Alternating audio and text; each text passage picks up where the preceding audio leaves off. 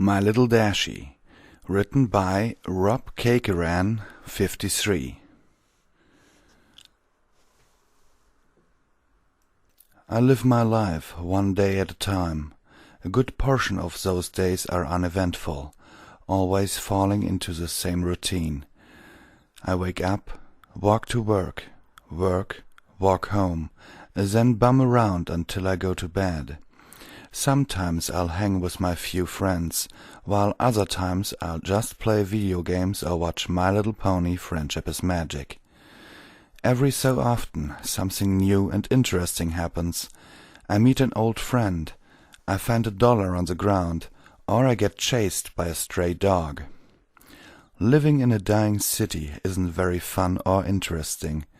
This city was once full of life and color, but now most of the houses are sagging, the businesses sit empty and abandoned, and several open fields lay barren on the once great factories that helped drive the economy. I had never seen the city during those times in person, but I have seen pictures. My mother and father lived happily, and they could only wish the same for me growing up. Sadly, I cannot say I have achieved that wish of theirs. I've fallen into the same dull routine: wake, work, sleep, repeat. I do have some moments of bliss, but the daily struggles I go through outweigh the small moments of joy I have. My Little Pony has helped, but it's still just another thing to give my hopes up on. Every time I see the show or one of the ponies on a fan site, I recoil a bit at the bright colors, the joyful faces of the ponies, and the peaceful scenery of their world. It's so hard to look at that beautiful world, having it so close to my grasp. I reach out to touch its warm colors and bright, smiling faces of the ponies, only to be stopped by my computer screen. I snapped back to reality. It gets to the point where I will simply shut down my computer and walk away. I do that a lot, especially after my parents' death. I go for a walk. When I feel sad, I walk. When I feel tired, I walk. When I feel like walking, I walk. Walking has become my second life in a sense. I spend at least half my day outside along the crumbling sidewalks and decaying suburbs. I've seen people come and go. I've seen buildings torn down, burned up, or have so much graffiti on its walls that its original color is unrecognizable. I very rarely pass any other people on my strolls. Most people don't like to look at their once beautiful city, their homes, or former businesses. I don't blame them. In fact, I envy them. They saw this place with their own two eyes, seeing the buildings still standing, tall and proud, the lawns freshly cut, the paved roads and sidewalks still intact. The only thing I've ever seen that even comes close is my mother's paintings, each of them colorful scenes of this concrete world. She started painting once everything crumbled beneath her feet, making the sad scenery before her look beautiful. Her masterpiece is of an open field that yielded a parking garage. Over it she drew an amazing rainbow. My favorite picture. I guess that is part of why I like Rainbow Dash the most out of all the ponies. Her colors, the amazing sonic rainbow, all remind me of that picture. There have been times I wished I had my own Rainbow Dash, or more realistically, a plushie of her, to curl up in bed with. I've made an old Simba into a temporary replacement, but I am able to save enough money for one. It helps, in a way. Like holding it close will heal my wounds, my pain and my sorrow. My feet, after countless hours of walking in my old shoes, pulsate under the sheet, and all the while I'll hold that stuffed animal harder than a mother protecting her child. It's the only thing I can look at and feel true joy, even if it isn't physically the Rainbow Dash I want. It will have to do. Today, as usual, I walked to work. It was the same shit, just a different day, watching the same people enter the store, grab their merchandise and pay, then walk out with bags in tow. My shift ended after several hours of this. I clocked out and started walking home. I decided to use a different route this time for a change in pace, a little something different from the normal path I walk. This part of town was hit the worst. Only a few houses still stand, and none of them is occupied. It truly is a sad sight to see. Then again, it's really the only sight I see, the only sight I'll ever see. Or so I thought. I was stopped by something unusual, a stray cardboard box in the middle of the sidewalk. Now, living in this kind of area, I see trash all the time. Boxes, McDonald's cups, and plastic bags litter the streets and empty fields, but rarely will I see a cardboard box that isn't crushed in one way or another. I noticed this particular box because it happened to be in my way. During my younger years, I tried to do what I could for the community. I'd pick up trash when I saw it, or I'd attempt to help my neighbors. It was a losing battle. Nowadays, I'd given up any hope of cleaning this city, much less my neighborhood. Now I'll just pass the trash by, letting it blow away in the breeze, or sit there and decompose. I let what's left of the people do their own things, since most of them don't care about anyone or other than themselves. Why should I be any different? I walked past the box, barely giving it a glance. Nothing about it caught my attention right away. I continued on my home not far away now. Upon arriving, I sat down and played some games, attempting to push the box out of my mind. I had a little luck, as the box somehow managed to push its way back in. Time crept on by, and I soon found myself wanting to go for another walk. I left the house and started down my usual route when I stopped. What was it about that box that made it stick out in my mind? I turned around, starting down the path I had taken to get home, the path that I only walk once in a blue moon. Curiosity got the best of me, and I wanted some closure. Within minutes I found it, still sitting there, sad and alone among the broken concrete and overgrown grass. It didn't move. It didn't stand out as if it were special. It was an ordinary brown cardboard box. I didn't want to say I came out here for nothing, so I walked closer to it. As I drew closer, however, I began to notice something inside. It was brightly colored, multiple colors in fact, and was quite small, maybe the size of a few months old Labrador puppy. I stopped beside the box and looked down at the colorful blob inside. This is where I currently stand, looking into the box at a small something. No, I know exactly what it is, but my brain isn't allowing me to fully realize it just yet. At first I want to say it's simply a toy, left to die along with all the other things in this block, but then I saw it breathing. In fact, it appears to be sleeping. My hands were sweating, my breathing erratic, and I'm blinking my eyes trying to refresh my vision. Each time the image stays the same. Inside is a sleeping, filly rainbow dash. I kneel down, trying to get a closer look into the box. I can't believe what I'm seeing. There's not a physical, mental, or extraterrestrial way how this could be here, how she could be here, in my gloomy, dark and horrid world. I examine the box further, and on the side in simple pen says, "Give to good home." The first thought that runs through my mind, besides the initial filly rainbow dash in a box, is, who would give up a filly rainbow dash? My mind is now a mass of questions. How did she get here? Why is she here? Why is she a filly? Her flank is even barren of her cutie mark, meaning she is indeed a filly. As I stand to stretch my tired legs, I accidentally bump the side of the box with my foot, and the inevitable occurs. She wakes up. She looks around, rubbing her face with a foreleg, trying to wake herself up. At first all she sees are the brown walls of the box, but then she looks up to me. Those large black eyes, along with those rose-colored rim around them, drive my heart to, as the meme goes, explode twice. The sheer cuteness of it all drives me to kneel back down, and I can't hold back a smile. I haven't smiled like this in years, since the last time me and my parents went out to the only remaining park in the area.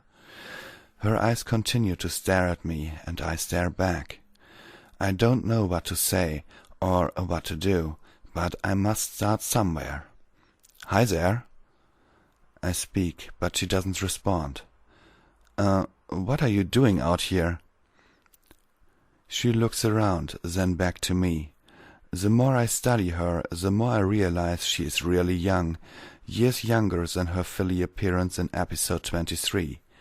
She might not even be able to talk yet, that is, if she even can talk in my world. The fact that she is even existing right now has me reeling in confusion. I return my attention back to her and notice a small shiver of her body. The fall season is here, and it can get pretty cold, especially around mid-September. I'm not sure how to exactly tackle this situation. Do I take her home?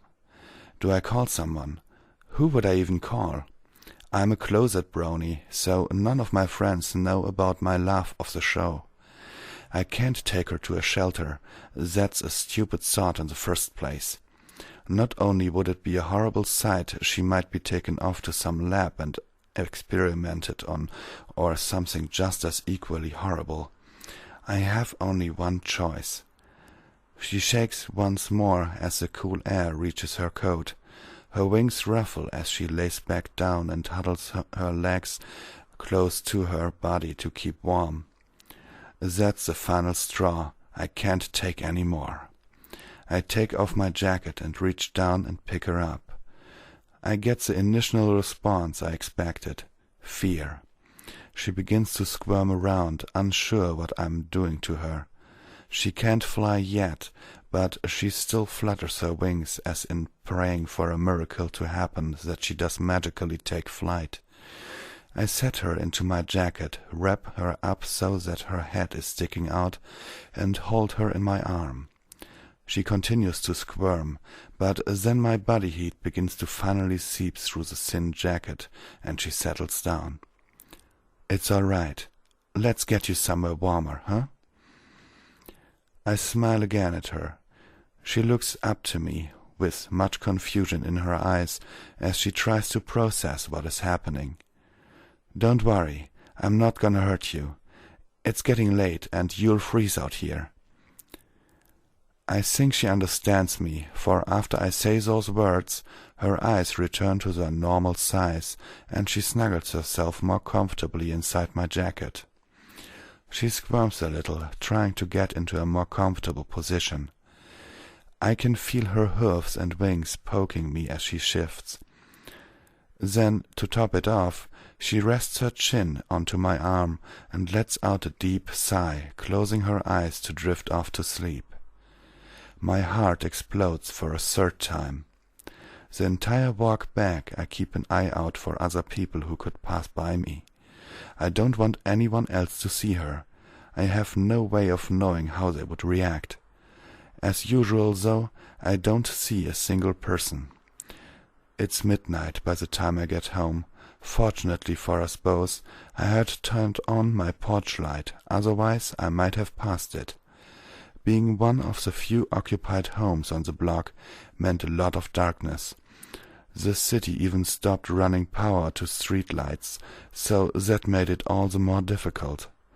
I glanced down at the filly, who continued to sleep in the jacket as I carried her.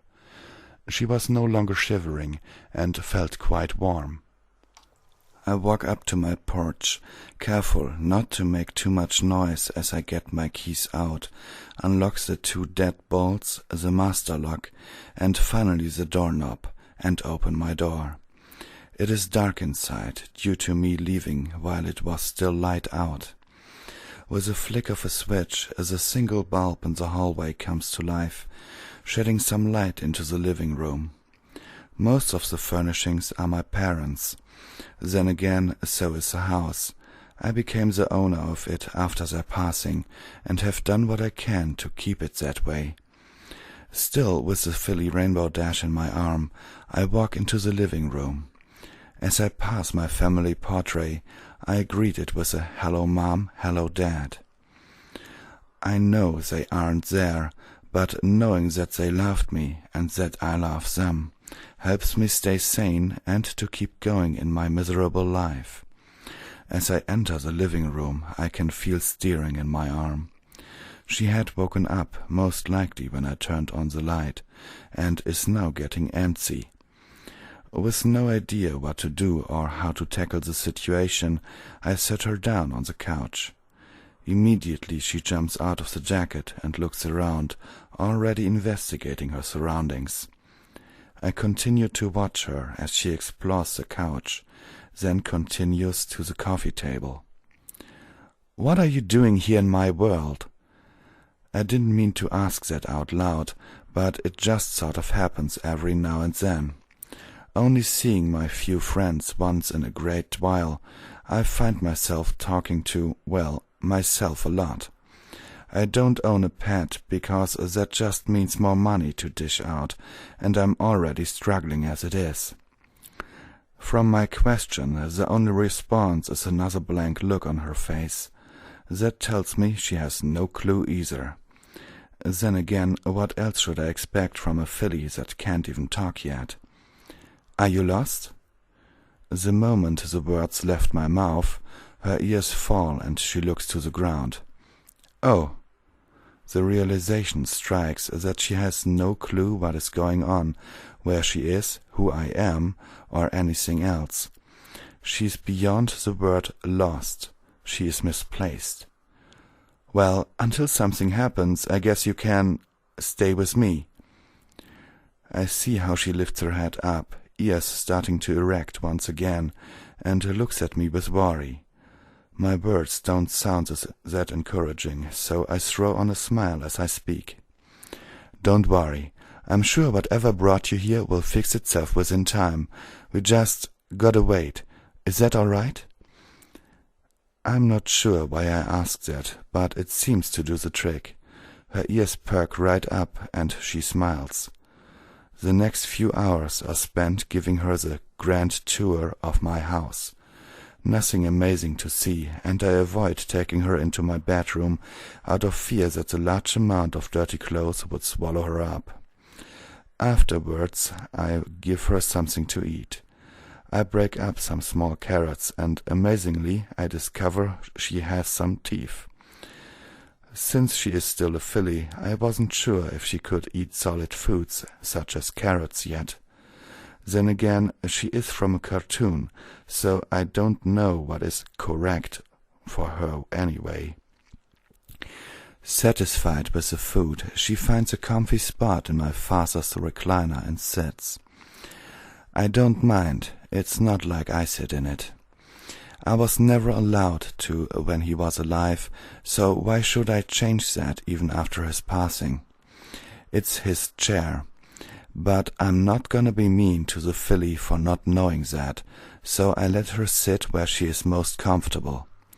I also give her a small blanket to wrap herself in, due to my house current temperature. It's not as cold as it's outside, but my furnace has had problems since before my parents' passing. There was a trick to fixing it, but that died along with my father. I must have fallen asleep at some point. I honestly expected myself to be wide awake due to such an interesting event, but after the long hours at work and staying up to take care of Dash, my body had other plans. I'm not sure how long I was out before I awoke, but it doesn't matter. As I close my eyes, I feel something against my side. I look, and sleeping beside me is a small Sian filly, her rainbow mane and tail, still her head resting on the side of my elbow. I know the meme gets old, but I must say it. My heart exploded again. Laying there, sleeping and curled up beside me, had me smiling ear to ear. Her gentle breaths are barely heard. The hairs on her mane tickle my arm, but I hold back any movement to itch. The warmth of her body against my stomach warms my already weak heart. Though a few months isn't a long time, it's how long I have waited a moment like this.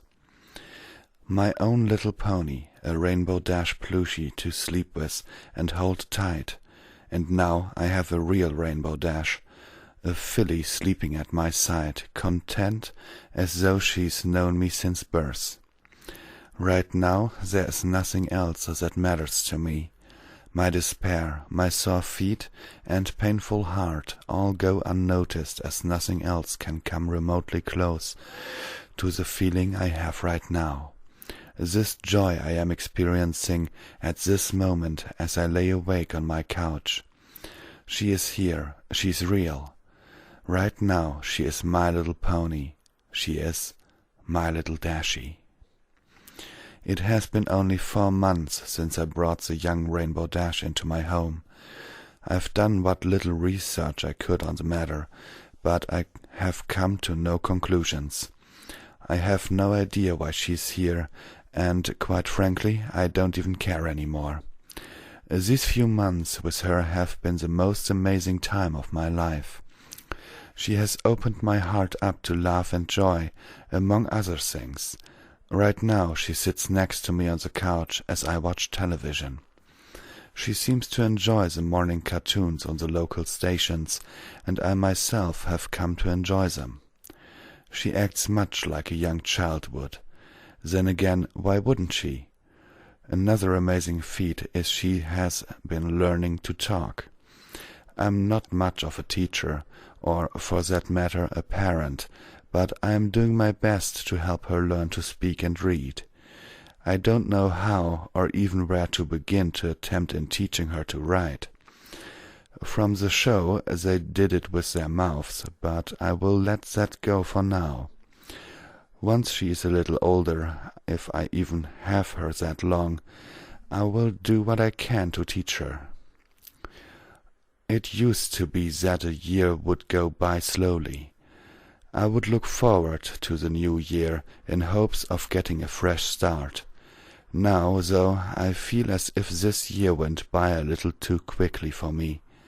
I have decided, since I have no knowledge of her actual birth date, to make the day I found her her birthday. September the 17th. Oddly enough, that's the very same date that the second season of My Little Pony, Friendship is Magic, aired last year. I quit watching the show after Dashie came into my life. There was no reason for me to continue, and honestly, I don't have much time to myself anymore. It would be hard to hide me watching the show, and even harder to explain the situation if she were to ever see it, especially at her current age. She knew her name was Rainbow Dash, but I have come to calling her Pinky's pet name of Dashie, and she has no problem with it. She can fully communicate with me now, as well as read English, and she's even starting to learn how to write with, you guessed it, her mouth. I tried to invent some devices for her hoof so she could write, but it seems writing with her mouth is more natural than moving her hoof around. One thing now troubles me with her. Every day she sits at a window, looking outside. I'm not worried about her being seen by passer-bys. I'm on a dead-end street, so that's the least of my worries. Still, though she doesn't say anything to me yet, I can see the hunger for fresh air in her eyes. I can't keep her in here her entire life. I keep talking like she is going to be here forever. That isn't true. One day, some day, she will return home. Whether it'll be a simple poof and she's gone, or through some magical spell and Twilight shows up and takes her home to fix everything. In my heart I hope that never happens. In my head I know it will. It's just a matter of when. I do hope to get her outside soon. I've been checking out some of the abandoned lots and former parks on my walks to and from work, seeing where the best location would be to take her. Oddly enough, it seems the park I had played at growing up is the best option. That shall be it then. I shall take her to the park. How will I get her there? She's still relatively small, so she can be hidden inside a jacket or something. Tomorrow is supposed to be a nice day anyway. She did it.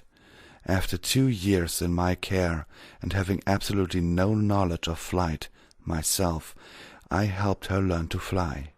She's gotten quite big in only a couple years, and it was getting hard to hide her when we walked to the park.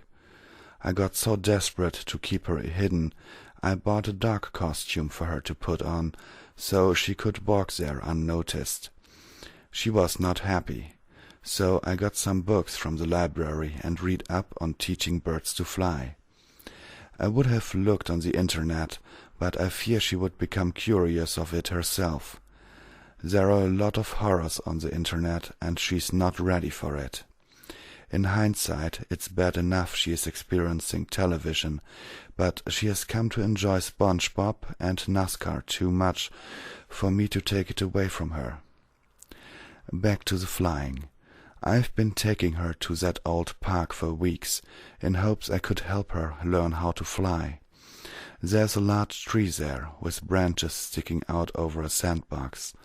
The perfect spot for her to practice. If she falls and I can't catch her, at least she'll have something remotely soft to land on. She fell a lot. I knew she would fall a lot. There were many scrapes, cuts and bruises towards her goal, but finally, after many weeks of work, she flew. It was only a short distance, about 50 feet, but she still did it. She's a little scraped up, but she's beaming with pride. Maybe now she could fly overhead so that the few people on the ground don't notice her. I'll have to see if she can manipulate clouds like she could in the show. It would make it much easier to take her places. Then she can hide on a cloud as we go to the park. Another thing that has been brought to my attention. She asked me about having her own room. I got thinking and realized the house does have a spare bedroom, though my parents had filled it with my old school stuff from my younger years and, well, as several of my old toys. She might enjoy them, though. She is getting older. I'm not sure how entertaining they will be for her. If she has her own room, I can get her her own things, so that she can feel somewhat normal. She's pretty smart for a frilly and knows about the difference between our species, but she still knows nothing about her origin. She is not ready yet. The only thing I can do is keep her happy. I only wish I had a way to buy her the things she wants. If you told me 4 years ago I'd be taking care of a cartoon, rainbow-colored pony, I'd call you insane. I probably am in all reality, but I don't care. I'm happy. She's happy. Today is a day for celebration, for today my little Dashie got her cutie mark. I honestly didn't know how to tackle that fact. She didn't even know what it was until I explained it to her. Now she's even more ecstatic than before. It was a normal park outing, but this time she decided she wanted to see how high she could get. I had limited her to how high she could fly, but honestly I can't do anything about what she does up there. I can't fly, so the most I could do is tell her to be careful. Somewhere she got it in her head to see just how fast she could fly, probably due to her being a NASCAR and, well, a general racing fan. For some time she was trying to make up tricks and stunts of her own, giving them names. I'd just sit on a bench I had fixed up and cheer her on. No one was ever around anymore. In fact, on that block I think the last person left over a year ago. There are rumors the entire area is going to be bought out by some company, however, and all this turned into a large manufacturing area. I don't know how I feel about that, but it's not important now. Right now I am so overcome with joy that my Dashie now knows her place. Granted, this isn't her world. She is still the same Rainbow Dash from the show. Regardless of how I raised her, she has that same spunk and attitude from the show. And now she has her cutie mark. Anyway, she climbed to quite a height in an attempt to gain speed from a fall. Well, all the right things factored for her, how she positioned herself, her mental focus, and possibly me on the ground watching and cheering her on, but she did it. She broke the sound barrier and created a sonic rainbow overhead. Now, I didn't even imagine it was possible to accomplish such a feat in my world. I knew you could break the sound barrier, but actually do the rainbow part too? My mind is blown. So the initial explosion brought upon many broken windows and sent off car alarms in the next county. I quickly rounded her up and we rushed home before any could arrive at the park. I was lucky, none of my windows were broken. The rest of the day was spent celebrating. It just so happened today was her 4th birthday. I have no way of knowing how old she actually was when I got her, so I just started over. I would have bought a cake, but due to the boom all the businesses were closed and needed new windows. So we made a cake on our own. Apparently the fanfiction writers got it right. She can't bake at all. Granted, I'm not the best myself, but it was still a mess. But we had fun, we enjoyed ourselves, and she is happy. Therefore, I am happy. Though that was her highlight of the day, mine was just moments ago. She has now come accustomed to sleeping in her own room, versus with me out on the couch. I actually stopped sleeping in my room and kept her company in the living room until recently. Now I can sleep on my own bed once more, but I keep my door unlocked, so if she needs me, she can get me. I had just tucked her into bed and told her good night when she said it. "Good night, Daddy. I love you." I haven't been on the internet in, 3 years now? I don't know how the My Little Pony thing online is doing, or what memes are still alive or not. But damn it all, I'm going to say it because it's true. My heart exploded twice. For the first time, not only did she call me Daddy, which she has done on occasion, but she even said, "I love you."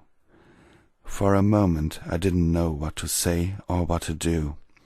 I've never been in this sort of situation before, but I remembered what my mother and father used to do.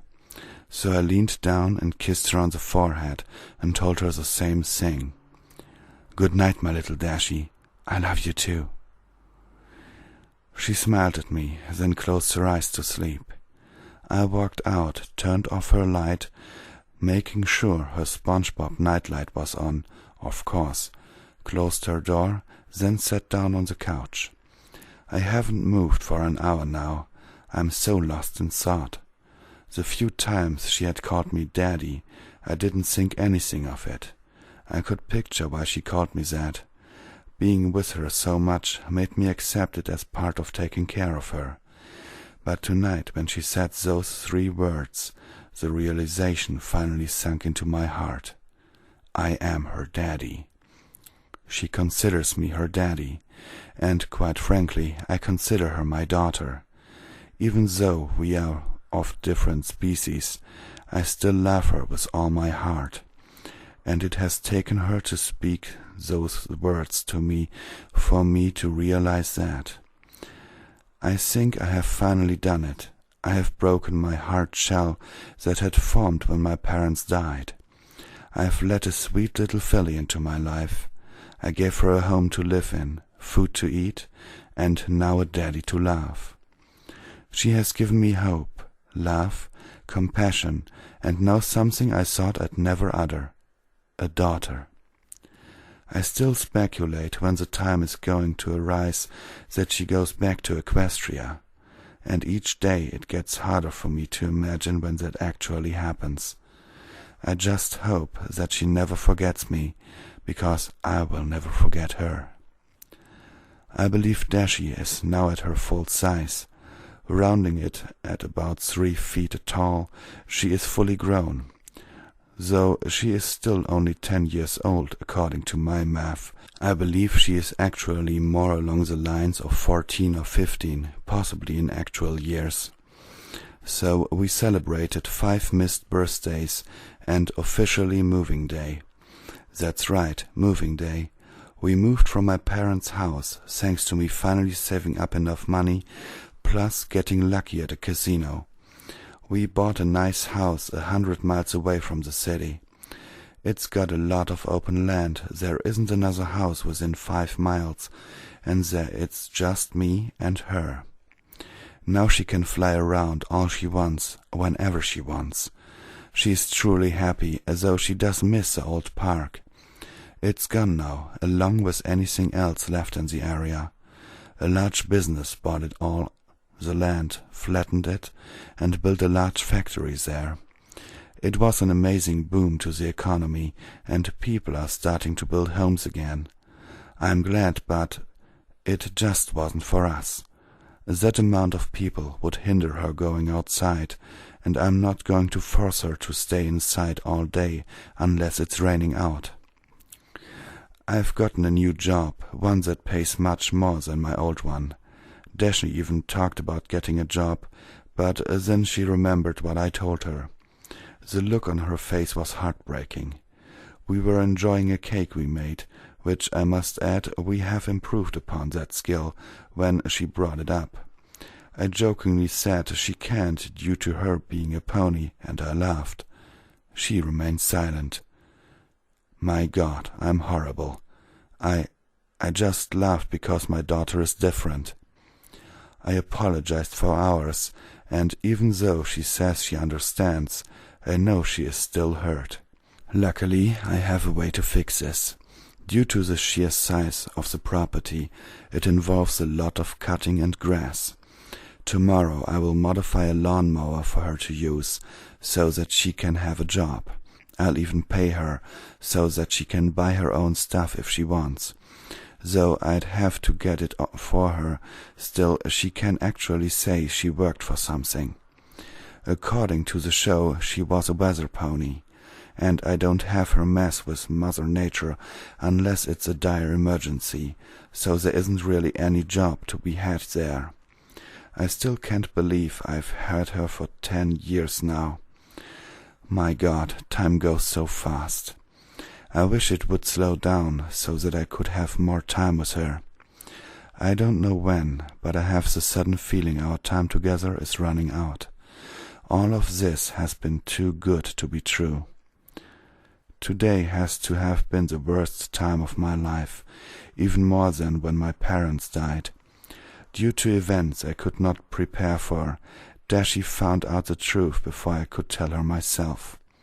She knows what she is, a made-up cartoon character from a kid's television show. She is mad, no, upset beyond all thought. She had locked herself in her room, but I know my daughter. She didn't stay in there long. She opened her window and flew off, probably into a tree to sulk in her sorrow. I'm a monster.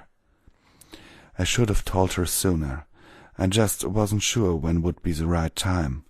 Now we are both suffering from my carelessness. I thought getting cable would be a good thing, give her some more shows to watch, but what I didn't realize was that we got the hub station. I wasn't even aware it was still up, and find my surprise the show My Little Pony is still even airing. It had stopped at 8 seasons, but still it was repeated. I remember I walked in from work with some groceries, set them into the kitchen and walked into the living room. That's when I saw it. "Yay, she did it!"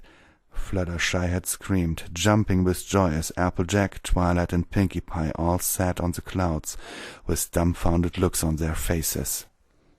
My heart sank. I knew this episode. I remembered this episode. Even after seeing nothing for 12 years, I still remember that damn episode. In that episode, Rainbow Dash performs the sonic rainboom, much like my Dashie had years ago. At the time, I was still holding my keys, and I dropped them. They clanged on the wood floor. If she didn't know I was home before, she knew now. "How long?" Dashie asked me, no emotion in her voice. How long have you known about this?" Dashie turned to look at me. She had been crying, and her mane was in even worse shape than normal. "How long have you known about this?" I couldn't help it. A tear ran down my cheek as she yelled at me. This was the first time in all these years she had raised her voice to me, and I deserved every bit of it. So I sat down, turned off the television, and told her everything. I told her about the show, about finding her, and answered any other questions she had for me. There were a lot. Most of them stemmed from the show, to which I simply told her what I truly believed. What though she is this Rainbow Dash from the show, that she herself is a different pony from the cartoon? I tried to explain to her, but her bullheadedness took over as she continued to lash at me. I took it all. I deserved it all. I've been keeping that horrible secret from her for a too long time. She is now a fully grown mare, capable of taking care of herself if she were in Equestria.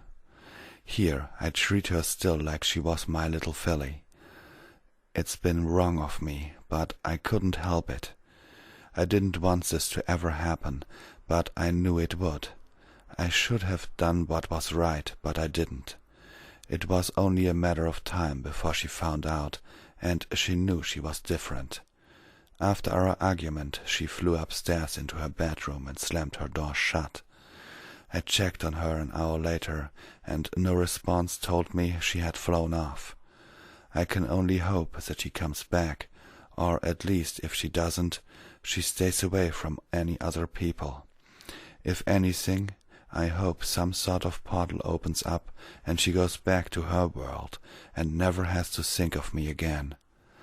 All I can say to her at this point is that I'm sorry. I'm so sorry. It's been 3 days since Dashie left. The night of her departure, I did something I hadn't done in a long time. I went for a walk.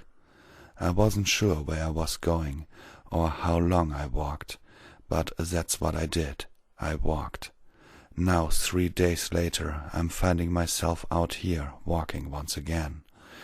I've been out for roughly 3 hours, and though it is only 5 in the afternoon, it has gotten dark. A storm is brewing, and soon I will be getting hit by the brunt of it. I turn around to begin my walk home, though I don't rush. My energy these past few days has been non-existent, as I have barely eaten anything more than some toast.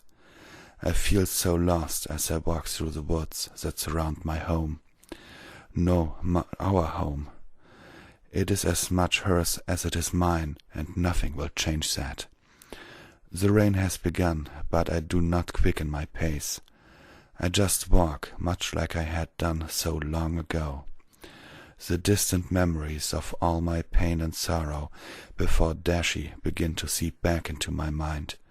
I haven't had these thoughts in years. The pads of water on the tree leaves help keep me distracted. It's a peaceful sound, one you would never hear in the city. The rain is picking up as my shirt is now soaking wet. I'm sure I will be sick tomorrow morning, but I don't care. I've been sick for 3 days now, a mental illness that has been tearing me apart. My daughter is somewhere out there, hurting, needing some comfort and warmth in this rain. I wish I could be there for her, even though she may not want me to. She may not ever want to see me again from how she acted. I don't blame her. It must be such a horrible thing finding out your past like that. I can't even imagine what it would be like.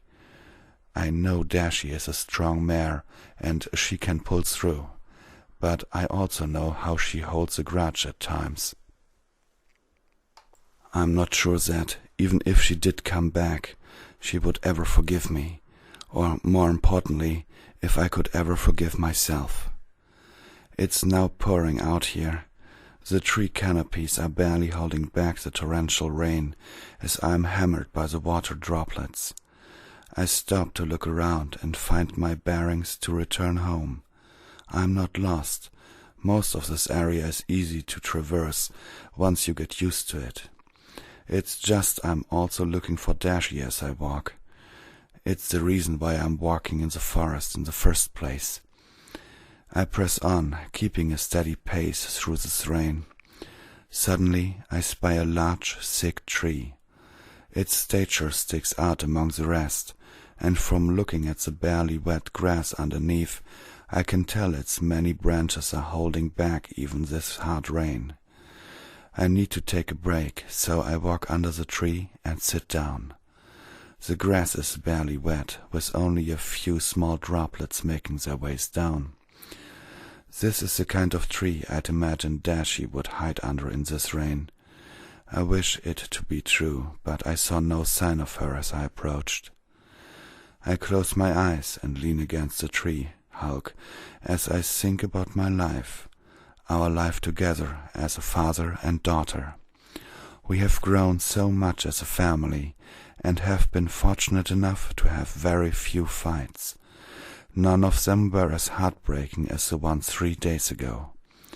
I feel a tear running down my cheeks as I imagine Dashie's face again.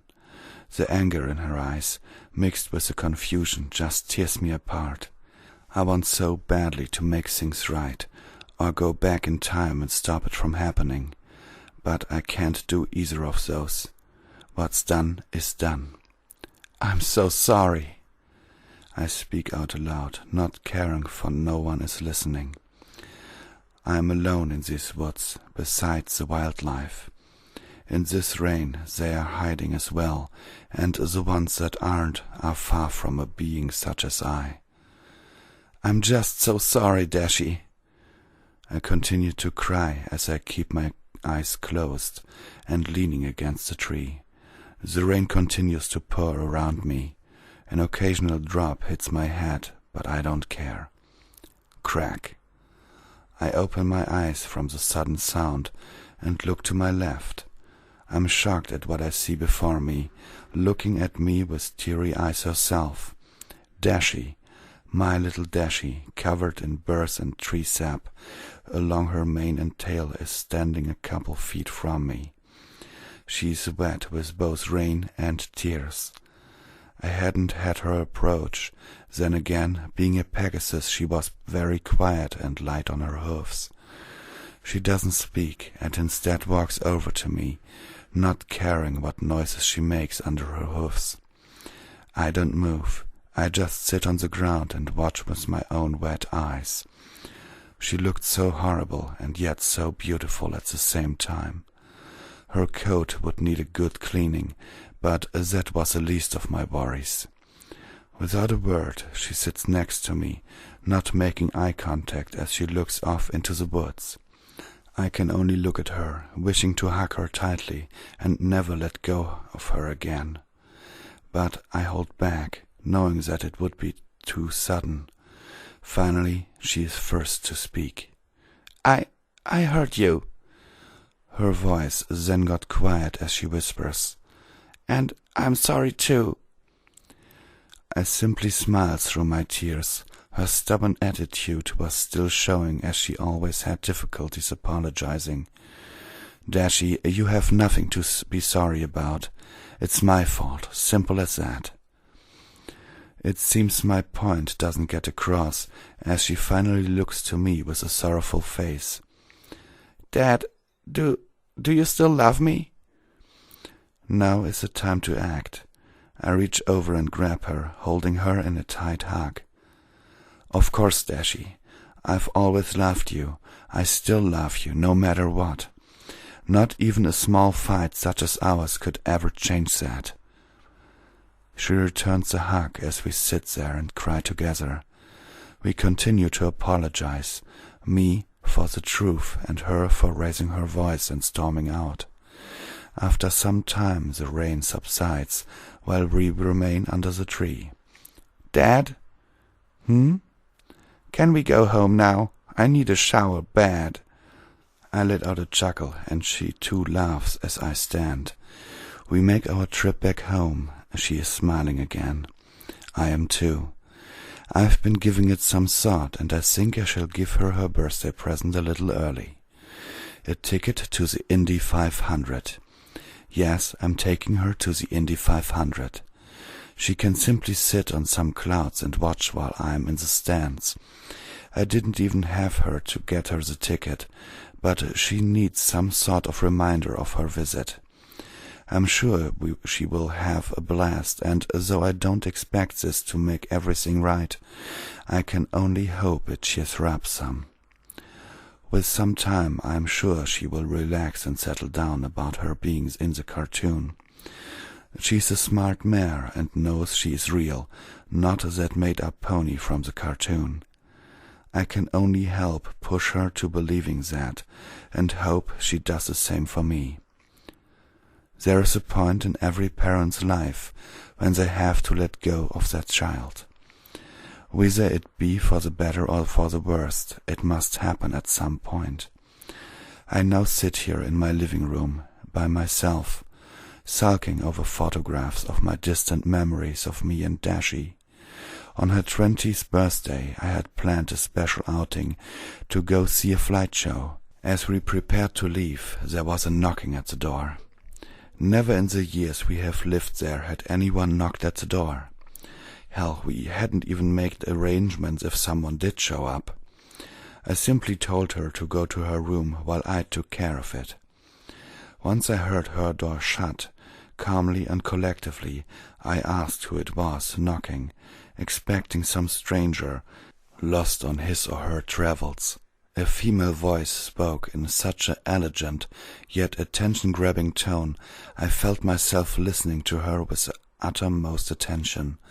She asked if she may come in, a question I'd normally refuse within a heartbeat, and yet something about her voice was reminiscent. I couldn't help but walk over and open the door. When I first saw the figure standing on my porch, I wasn't sure if I was dreaming or hallucinating. Standing there was a radiant and majestic Princess Celestia. I was at a loss of words, fighting both emotions of brony excitement, which I had only felt when I first found Dashie, and emotions of sorrow, for what I knew what this meant. She stood there another second, looking at me. We matched each other's eye level, her body being the size of a nearly fully grown horse. I stepped back and allowed her to enter. What caught me off guard next was the 5 other ponies that followed suit. First Twilight Sparkle, then the rest of the gang, Applejack, Rarity, Fluttershy, and lastly Pinkie Pie bounced in. "Oh, this is what an alien house looks like from the inside. Oh my, you have a kitchen. I'm starving. Are you starving? I can make us some—" She was stopped by Applejack's hoof. "Easy there, Sugar Cube. We are just here for Rainbow, so we ain't got no time for any eating." Applejack's stomach growled. "No matter how hungry we are." I still wasn't sure how completely react to all this, but not wanting to be rude, I offered some leftovers. We have some leftovers from dinner last night. You're more than welcome to some." Pinky took that as an okay and ran into the kitchen with much vigor. It seemed I did not even need to tell her where everything was. She instantly knew where everything was placed. Factor it to either dumb luck or it simply being Pinkie Pie. I chose the latter. "I'll go keep an eye on her," Applejack said, walking to join the hyper pony. As she passed, she tipped her head at me. I was finding it odd the ponies were not more hesitant around a creature such as me. Then again, the same could be said for myself, but having Dashie for 15 years, I grew used to having such a thing around me. Now I have 5 other ponies and a full-sized goddess horse looking at me with the same amount of curiosity that I held for them. There was a moment of silence as I watched the 2 mares enter my kitchen and begin to rummage through my fridge. "I'm quite surprised," Celestia began. "I had expected a little more resistance to us entering." "Why, I know who you all are." Celestia nodded. "Ah, so you do know then?" "That you're a fictional character from a children's TV show? Then yes. Otherwise, why you are all here, I have no clue." The last part I lied, hoping to keep my mind at ease. I knew the reason, but I wanted to ignore it. "Oh, I think you do know." My heart fell into the pits of my stomach. I did know, and she was straight to the point about it. During all these years I had anticipated this moment, but as time dragged on, that thought slowly dispelled until it was just nothing more than a minor nip in my mind. That's when it always happens, you know, when everything is finally perfect and you don't have to worry any more. Excuse me, sir," Twilight began, "but from what we could figure out, Rainbow Dash should be here. Is she?" I looked to the purple mare. I wanted to tell her no, but I knew it was fruitless. "She's upstairs in her room." "In her room?" Rarity asked, surprised. "Yes, Dashie is in her room. I wasn't sure who was knocking and didn't want her to be spotted." "Dashie? My, you're that friendly with her already?" Rarity continued. I wanted to punch that pony so hard right then. How she responded insulted me. Friendly? That's not even the beginning of it, and I should be asking you ponies as to what the hell you did. Celestia raised an brow, taken aback by my change of tone. "You see, my student—" "I know who she is. Get to the chase." I was very short with her. As furious as I was, I wanted to know why they'd sent Dashie as a filly to some other world. Twilight bit her lip as her teacher continued. "Yes, of course. She was working on a spell to help the weather team with some storm development. Well, they made slightly too large of a storm, and when Twilight used her magic to try and dispel it, it shot a lightning bolt, meeting her magic. Rainbow Dash was unfortunate enough to be within reach of the blast, and it engulfed her and sent her to, well, here. So we are here to retrieve her. Simple enough, I'd imagine." Before I could answer, Dashie called from her bedroom. "Dad, is everything all right?" That second my heart stopped beating as I looked from pony to pony. Each one's face was in pure shock and confusion. They recognized the voice of their Rainbow Dash, but she said, "Dad." "Oh, excuse me, Sugar Cube." Applejack started, returning from the kitchen. "Did I just hear Rainbow call you Dad?" Before I could answer, Celestia started up again. "Do you care to explain?" I was lost. So many things were running through my mind at once. There was only one thing I could do, and I had to do it, but I knew I wouldn't like it. "Go into the living room and make yourself comfortable. I'll be right down with her." I didn't allow a response. I turned around and walked up the stairs. "Dad?" "Yeah, Dashie, I'm coming up. I looked back down to the group of ponies as they watched me ascend. "We need to talk." So that's what I did. I told her who was down there, and that they were there to take her back. She had seen the cartoon every often after some time, and found the wacky adventures entertaining. She had given up, and Annie thought that the Rainbow Dash in the show was her, and only viewed it as another cartoon. As I talked to her and explained that those very ponies she didn't believe in were downstairs, she brushed me off with some laughs. She didn't believe me and thought I was playing some joke on her. So I took her down into the living room. "Dashie!" Pinky shouted, jumping into her cyan friend. Dashie was quick to shove the pink pony off. "Hey, get away from me!" She was taken back by the sudden amount of ponies filling our living room. They all looked to her with worried expressions as to why she shoved her closest friend away. Pinky's cotton candy mane went straight as she looked in confusion. You don't recognize me, do you?" "No, or any of you," Dashie continued. It hurt me in so many ways. I knew these were her friends, but so many things have happened differently that she didn't know the truth fully. And neither did they, so I had to explain to them. I started. "Dashie, take a seat, please, so I can talk to them." She did just that, in her recliner.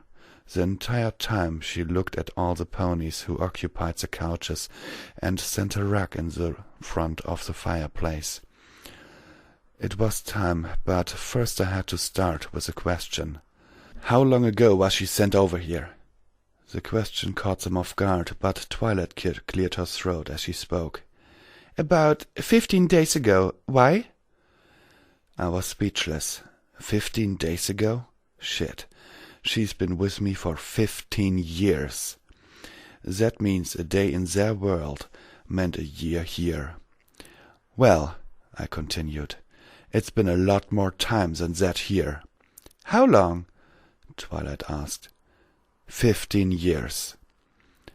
All the ponies besides Celestia had their mouths agape. "That doesn't explain why she doesn't know us," Applejack said.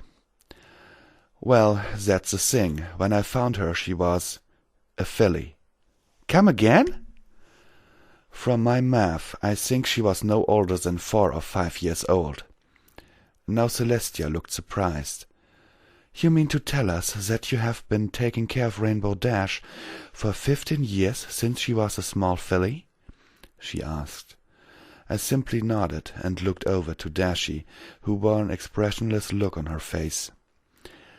She is—" I started, but I couldn't hold back my tears any longer. "I know it's not true. God, I wish it was true. But I understand. The dad now makes sense." Celestia cut me off, holding a stern look about her face. She was thinking, trying to piece together in her mind what had possibly happened. I chalked it up to the magic being unstable, possibly reverting her in age. For a few moments it was quiet, besides the breathing of 7 ponies and myself. Finally it was Dashie who broke the silence. "So, what's supposed to happen now?" I looked to the princess, trying to read her face. No matter how good I had gotten at reading Dashie's face, Princess Celestia had the best poker face I had ever seen. I had no clue what she was thinking or feeling at this moment. "Well, it's quite simple. Twilight?" Celestia looked at her pupil, who instantly perked up hearing her name. "Do you still remember that memory spell from the Discord incident?" Twilight simply nodded as she stood from the couch and hopped onto the floor. I knew what was going on, what Celestia had in mind. She wanted Twilight to either erase her memories and start from new, or possibly, I hoped, she just simply wanted to give Dashie her memories of their friendships and time in Ponyville. I wasn't sure what to do. I felt it was right. I knew it was right and needed to be done. I had been telling myself that for 15 years, as I waited for this moment. But there was something I needed to say before it happened.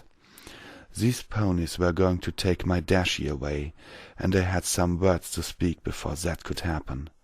"No, wait, please." I started. Twilight stopped and looked to the sun goddess. "Just give me a moment with her, please. All I ask, since this is the last time we'll see each other." I had given up holding back my tears, and at this point was openly crying. The ponies could tell I was hurting, and Dashie didn't look to be faring too well either.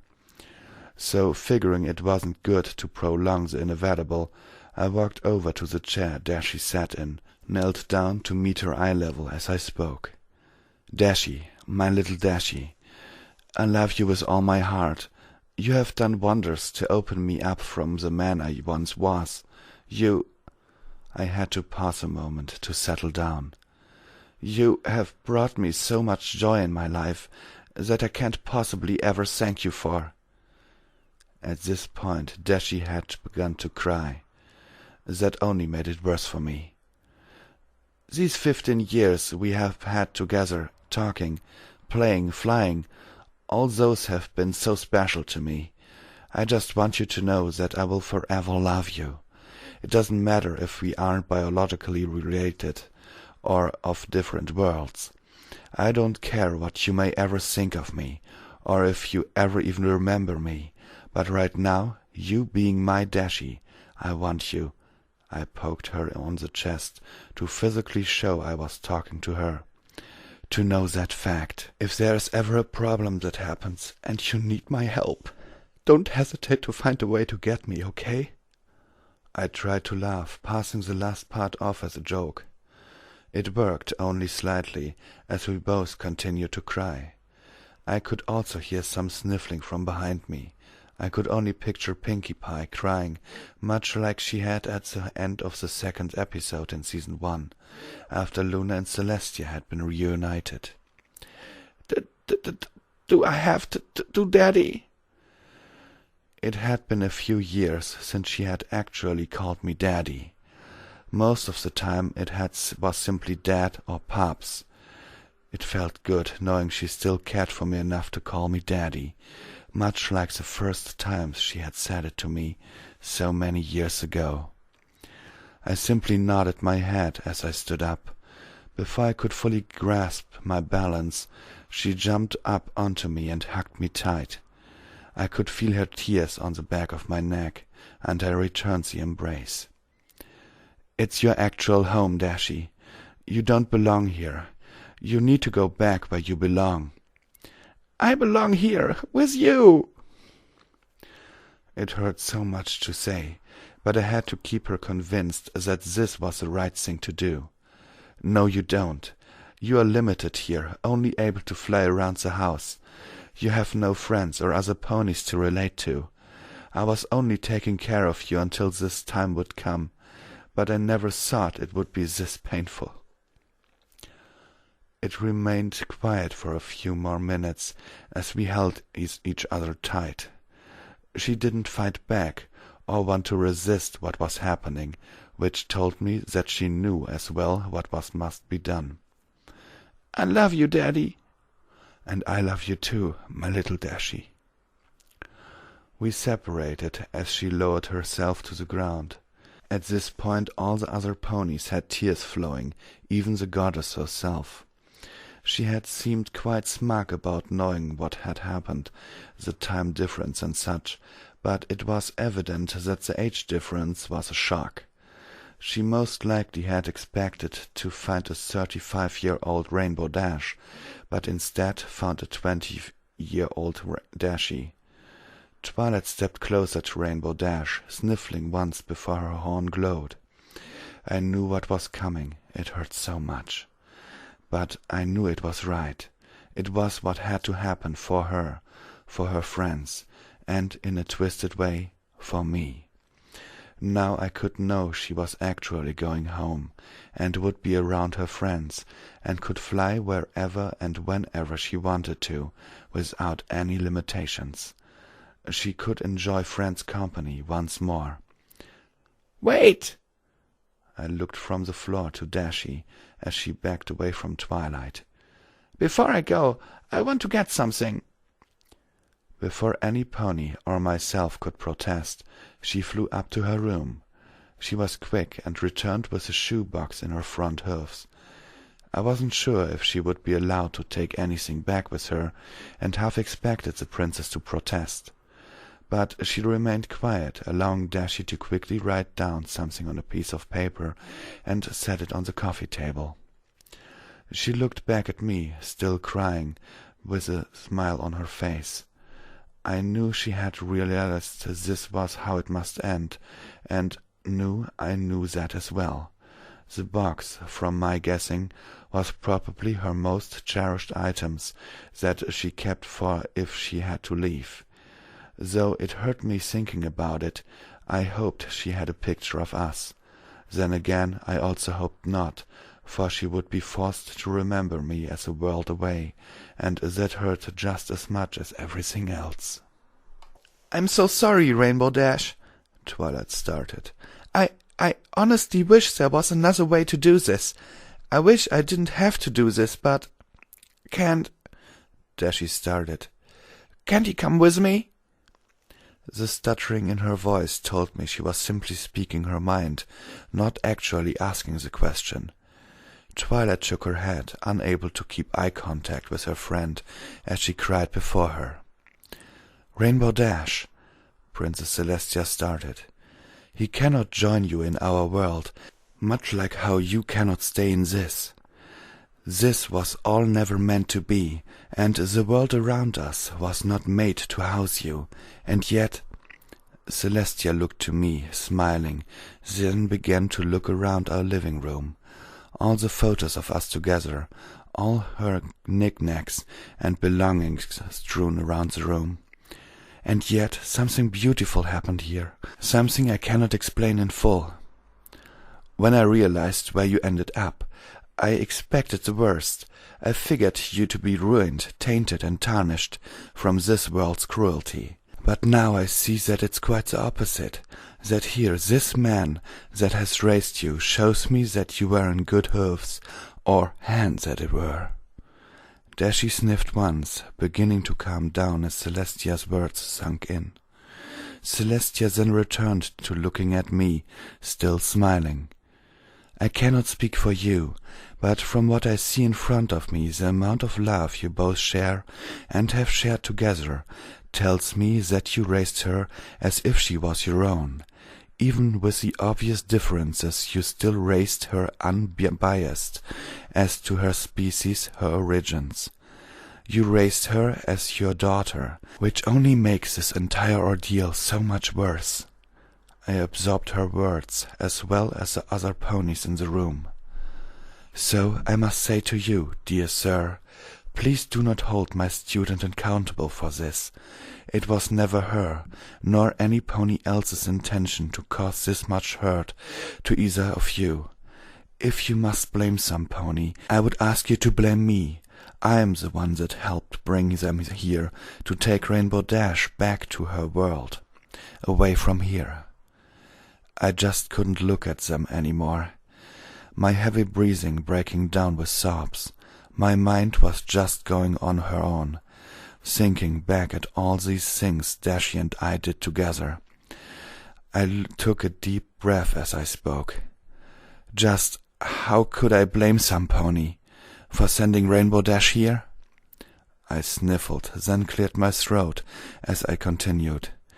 I nearly choked as I searched for the words to express myself. "These have been the best 15 years of my life. So if anything, I feel quite the opposite. I wish to thank you, Twilight, and the rest of you.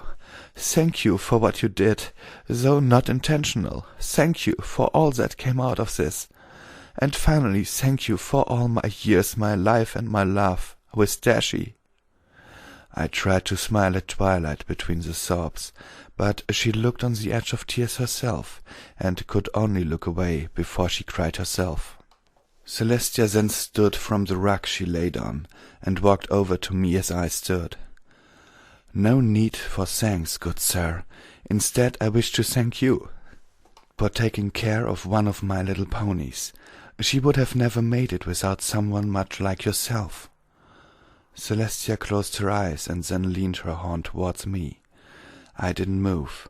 I wasn't sure what was going on as she touched her horn to my head. I felt a sudden warmth rush through my body. She drew her horn away, still smiling as she stepped back. "Thank you." Then another pony spoke up. "Thank you, sir," Twilight added, finally able to speak through her tears. "Thank you," Applejack said. "Thank you, darling, for taking care of our Rainbow Dash." Rarity spoke. Thank you," Fluttershy quietly said. "Thanks!" Pinkie shouted as she sprung up to me and hugged me. I couldn't help but laugh a little from her extrinsic attitude. Better yet, the rumors on the internet were true. Her mane did smell like cotton candy. I remained silent as I nodded. Then I looked back to Dashie, who also wore a smile on her face. The ponies all returned to Dashie as Twilight's horn began to glow once more. "Are you ready now, Rainbow?" Twilight asked again, returning to Dashie and starting her magic. She simply nodded as she closed her eyes and awaited the inevitable. It seemed time slowed down as Twilight's horn approached Dashie's forehead. My mind began forcing random memories of us together. I can vividly remember the splashing of the bathtub from her bath times before she showered herself. I can still taste our many failed attempts at baking and cooking in general. I still smell the outdoors from our times at the park, where she was able to spread her wings. There were so many memories that I simply had to shut off my brain so that I could keep myself focused on Dashie. A single tear ran down her left cheek as I could see her eyes moving under her lids. Her mind was doing the same thing mine was, forcing our fondest memories all at once, for this would be the last time she ever saw one another. Finally, Twilight's horn touched Dashie's forehead. There was a bright light, and when I could see again, they were all gone. All the ponies had disappeared. Through my tears, I sighed in relief. It felt wrong, but it also felt right. She was now the normal Rainbow Dash that belonged in Ponyville. I stood in the living room for several minutes, just staring blankly at the empty floor that Dashie had been standing at just moments before. Then I looked around the room and took notice at my surroundings. I noticed things were different. Pictures that once held images of me and Dashie no longer hung from the walls. Many of the random personal items of hers were scattered around the living room were gone as well. I was confused, so I ran up to her bedroom to look. When I opened the door, what I saw instead of her NASCAR and air show posters, mixed with her bed and other furnishings, was a simple office. A cheap desk with a computer on it and an ugly-looking potted plant. It took me some time to digest what I was experiencing before I realized what must have happened. It made sense, but it still stung me in the chest. To make sure nothing happened between worlds, Celestia must have removed any existence of Dashie ever being here, being with me. 15 years all down the drain as her existence was wiped from the planet. I felt as though all those years were for naught, wasted as I wouldn't be able to remember her. And yet my memories still lingered of her. I could remember everything as if it were still as vivid as when they happened. Then the thought clicked. She did something with her magic when she touched me with her horn. Did she protect my memories so that I would remember her? Had she done the same for Dashie? I walked back downstairs and into the living room while I thought. On the coffee table sat a book. I recognized it. It was a photo album. I sat down on my couch, opened it up to the first page. There was my mother and father with me shortly after I was born. I continued to flip through them, looking at my own past. There was a gap after my parents died, but to keep my mother's dream going, I had picked it back up. making false pictures of happy times and enjoying my life to stick into her book of memories. Then I opened up to a piece of paper. I picked it up and immediately recognized the handwriting, or, to be more correct, mouse writing. I speculated that this had been written down before she left. Dad, for 15 years you took care of me. For 15 years you loved me, played with me, and made sure I enjoyed my life in a world not meant to house me. I'm not a man of many words, but even though I told you this in person, I felt you needed a written version, so you know it was all real. I love you, Daddy. You helped me shape me into the man I am now. I'm not sure what is going to happen, if I remember any of this or not, but I want you to know that you did a darn good job of raising me, even if I was a bit stubborn at times and short with you during others.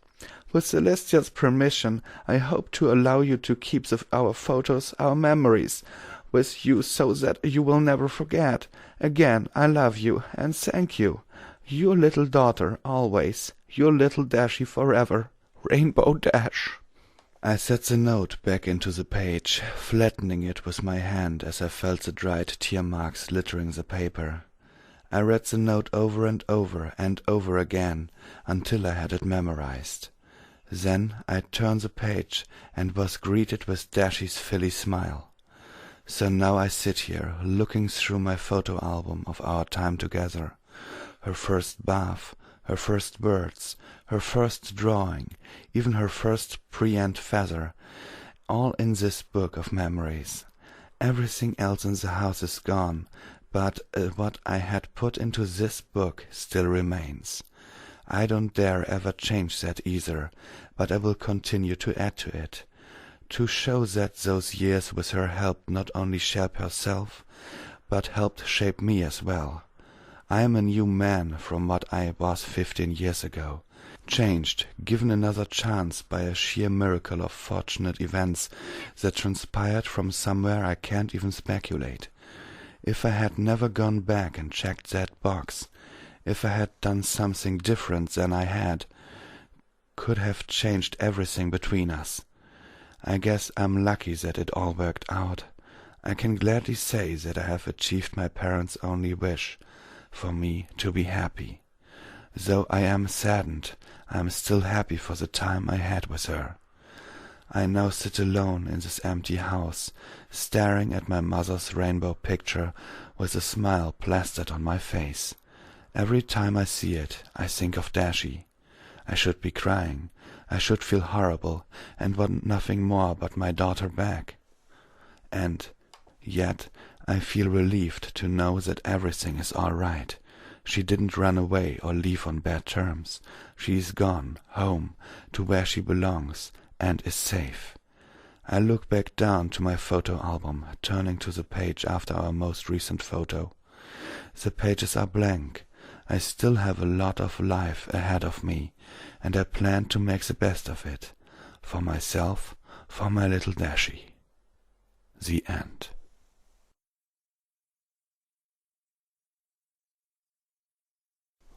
Okay, every pony. Yeah, you can safely count me to those bronies who were touched to tears by my little Dashie. So all emotions you hear in these readings are real. Wow, hard to stop even now. It really is a very emotional story, and I just picked it for its length because I wanted to do something that's not as long as Through the Eyes of Another Pony to relax myself a little. But wow, this is a really great piece of work. Seriously, wow, wonderful thing. Sincerely yours, Visual Pony.